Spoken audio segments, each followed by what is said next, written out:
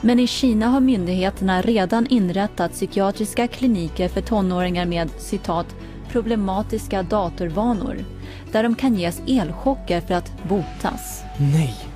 Och om du tycker att det är illa så finns det ännu ett förslag för nästa DSM som verkligen är skrämmande. Blir det värre?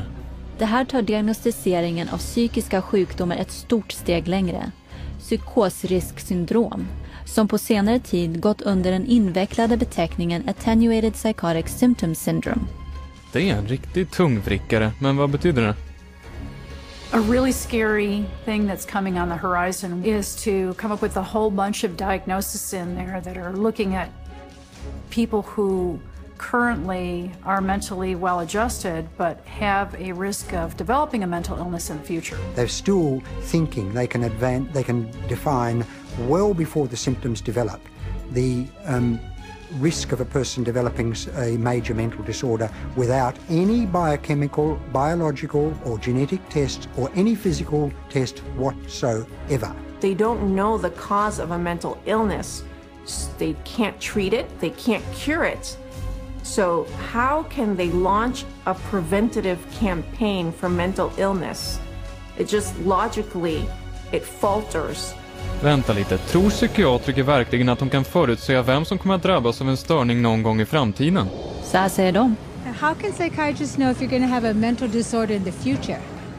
Again, that we don't know categorically who will develop psychiatric illness in the future. It's really hard to say, actually. I don't know if you could 100% predict for anybody. You can't forecast if one will develop a psychiatric disorder.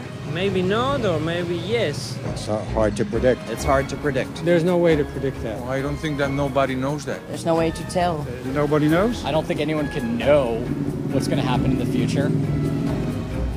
Det är uppenbart att de inte har en aning. Ja, men trots det föreslår de redan screening av barn för psykiska sjukdomar i framtiden. Så att de redan nu kan behandlas. Just det. I would hate to see us go into the type of society where people are locked up for what they may do in the future rather than what they actually have done. Identifying people who are pre-psychotic would be a huge industry. Otroligt. Det är verkligen läskigt. Det vansinniga är att psykiatriker fortsätter med arbetet på DSM-5 fastän några av de mest inflytelserika bland dem öppet medger att den är värdelös. Any comment on DSM-5? It's of no use to us in the rest of the world. Till och med direktören för USAs hälsovårdsmyndighet för psykisk hälsa är allt annat än entusiastisk. I don't do DSM. I'm not involved. So, and that maybe tells you more than anything. NIMH is not involved with DSM-5. Så chefen för den största statliga psykiatriska organisationen i världen vill inte ha något att göra med DSM? Det är så det ser ut. Det är helt enkelt en bluff. The Diagnostic and Statistical Manual is effectively the story that is being wrapped up in statistics and numbers and categories that when medicine tosses, doesn't fit any of our categories over to psychiatry, psychiatry says we'll find a category, and if we don't, DSM-5 or 6 or 7 will. I think in 2016 we'll be looking at DSM-6 and there will be 1,425 diagnoses and I'll have 900 of them. Det här är vansinne. Ja, men allt har utformats för att få in allt fler människor under psykiatrins diagnostiska paraply. Så att de kan känna storkovan på ännu mer normalt beteende. Så är det.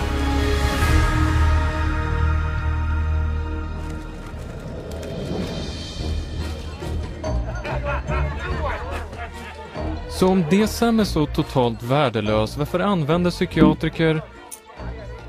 jag fattar. Det handlar om pengar, eller hur? Det är vad psykiatrin alltid har varit ute efter. Och allt börjar med DSM. Som Robert Spitzer sa.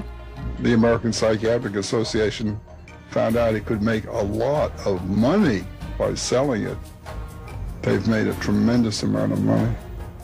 Every time they revise the DSM system, the American Psychiatric Association makes a hell of a lot of money. En helsikes massa. Hur mycket är det? 6,5 miljoner dollar varje år. Men man skor sig inte bara på försäljningen av DSM. Psykiatriker och läkemedelsföretagen tjänar pengar varje gång de använder den för att diagnostisera någon. You create disorders so that you can treat it with a drug. It's the ultimate money-making machine. How many people can we drug? How many labels can we put out there? How many people can we herd into these labels and feed them a drug so we can get richer, make more money? There's an inherent conflict of interest, and that conflict of interest is driven by the desire to make money. More money, more money, more money than one should expect. Huge money in the psychopharm business. If you really did the research on these diagnoses, see that 90% of them or more don't exist, they're not valid, then that's all of a sudden, all that reimbursement from insurance companies disappears. So we have to cut the money cord, as well as cutting the DSM cord if we're ever going to really succeed stopping this juggernaut from continuing. Once again, it's follow the money. And you'll get your answer every time. Det här har varit en riktig ögonöppnare. Får se.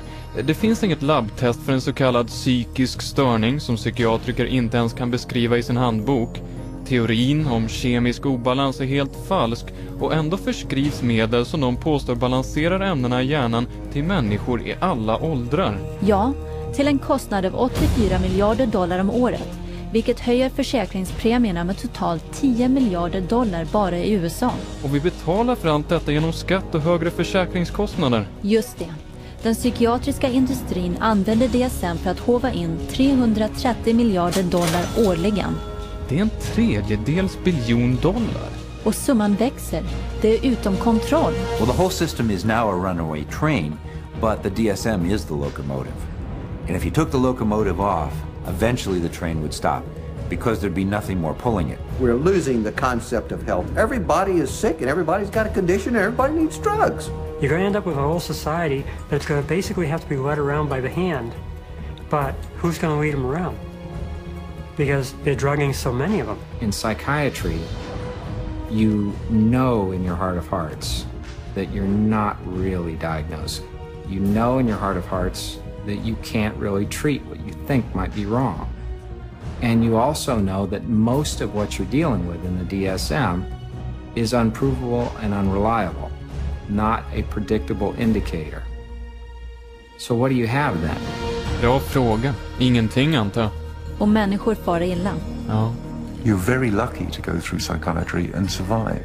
It really is as simple as that. Only when enough people rip the veneer away and show that it's just nothing more than a Hollywood set is it ever going to fall down. It would be good if all the medical professionals who are really practicing medicine and really trying to help people and based on scientific fact and what they can best do to improve the lives of others, if they would recognize, just be able to look at this fact. It's hard to look at it, but look at this fact and be ethical and be honest and clean up the profession by getting rid of this fraudulent part of it. Psychiatry. Kunde inte ha sagt det bättre själv. Det är så uppenbart. Vi måste göra oss av med DSM. Den förstör samhället. Jag vet. Dess oerhört skakiga grund till trots har Diagnostic and Statistical Manual trängt sig in i hela vår värld. Våra skolor, våra myndigheter. Våra rättssystem. Hur är det med media och militären? De också. I princip hela samhället. Och ändå har inte en enda person botats. DSM är faktiskt mer än bara ett korthus. Diagnostic and Statistical Manual är psykiatrins dödligaste bedrägeri.